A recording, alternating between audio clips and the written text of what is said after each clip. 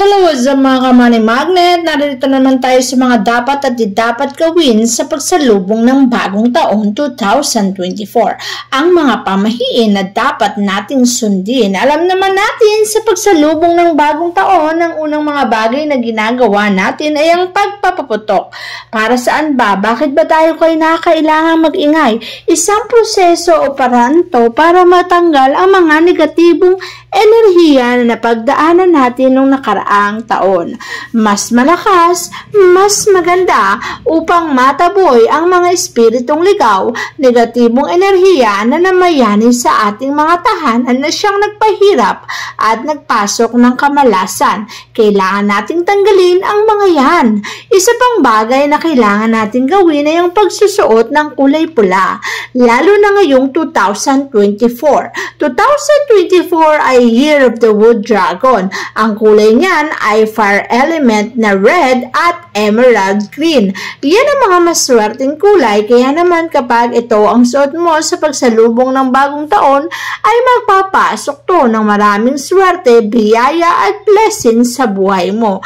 At siguradong ang buong taon ng 2024 ay magiging maganda ang pasok ng blessing, kaperahan at ang karir mo ay magbo-boom sa taon na to. Siyempre, sa pagsalubong ng bagong taon ay pakaiwasan mo ang pagtulog ng mahimbing.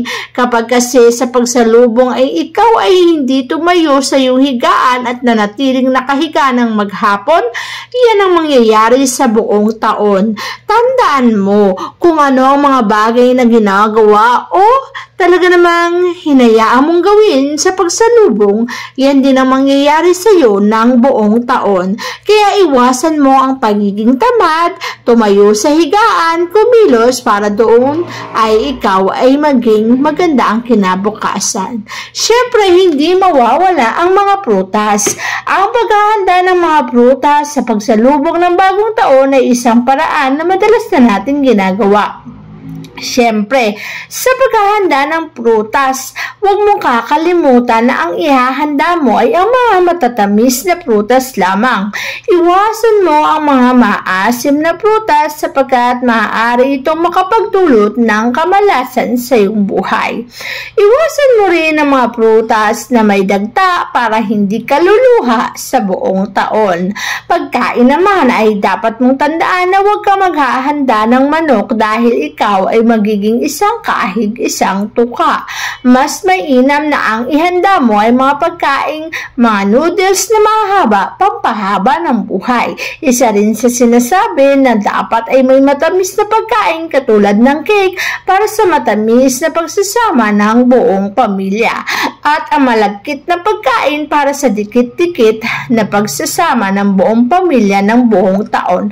Wala namang masama sa paniniwala. Yan ang nakasanayan natin, kaya wala namang masamang gawin sapagkat ang mga bagay na to kapag ginawa mo naman, mabuti ang kahihinatnan mo.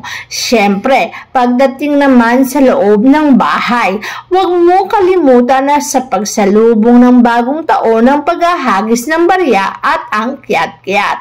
Ang paghahagis ng barya ay nagre-representa ng buong taong ikaw ay masagana pagdating sa pera. Ang kiyat-kiyat naman ay nagbibigay ng abundance and prosperity ng buong taon. Kaya naman kapag sabay mong inihagis ang mga bagay na yan sa loob ng iyong tahanan, papasok ng iyong bahay, ang prosperity, abundance at sagana sa pera ay mangyayari at magaganap sa iyong buhay sa taong 2024. Isa namang bagay na dapat mo rin ginagawa sa pagsalubong ng bagong taon ay pagbibilang ng pera na nakatapat sa pintuan o nakaharap sa pintuan. Ang pagbibilang ng pera sa harapan ng pintuan ay sinasabing magiging atraksyon mo upang buong taong kang may pera at buong taon na hindi ka mamblema sa kaperahan. Kaya naman ang pagbibilang ng pera habang ikaw ay nakatapat sa pintuan ay magpapasok sa iyo ng maraming blessing at maraming kaperahan, kaya't gawin mo to sa pagsalubong ng bagong taon. Siyempre, huwag mo rin kakalimutan ang paglalagay ng ampaw sa likuran ng pintuan. Bawat ampaw ay merong nakasulat na kahilingan.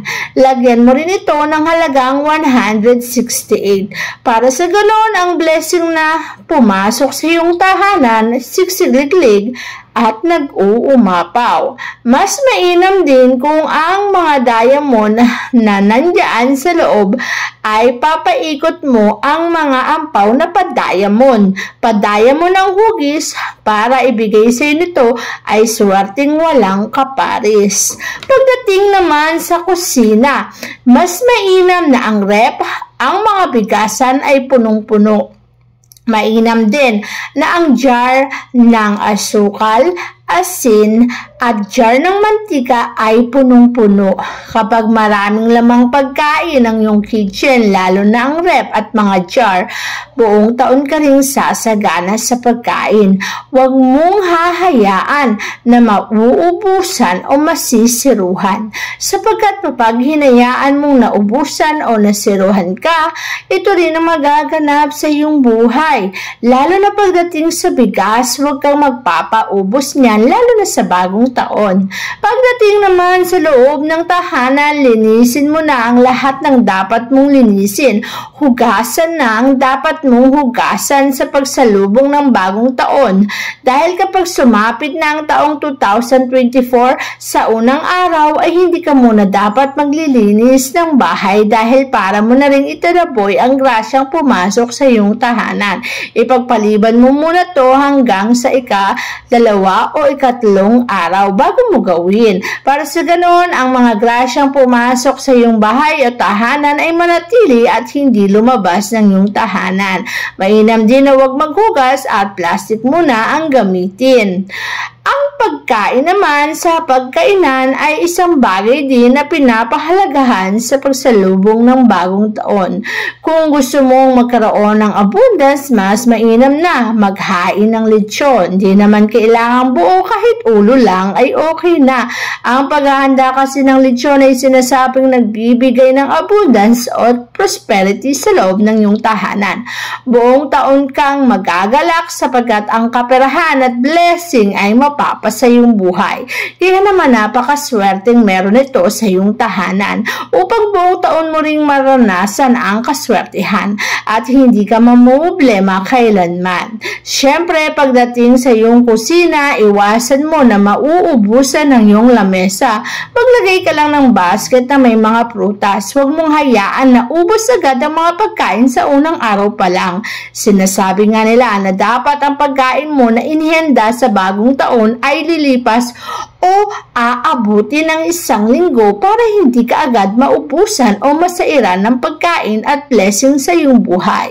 Pagdating naman sa iyong sarili, bago pa lang sumalubong ang bagong taon, maligo ka na at ang pinaliguan mo ay mas mainam nilalagyan mo ng asin upang maalis mo ang mga malas na nasa iyong katawan at hindi ka kapitan ng kamalasan. Para sa pagsalubong pa lang ng bagong taon, maganda na ang simula at maging maganda rin ang pasok ng blessing sa iyong buhay.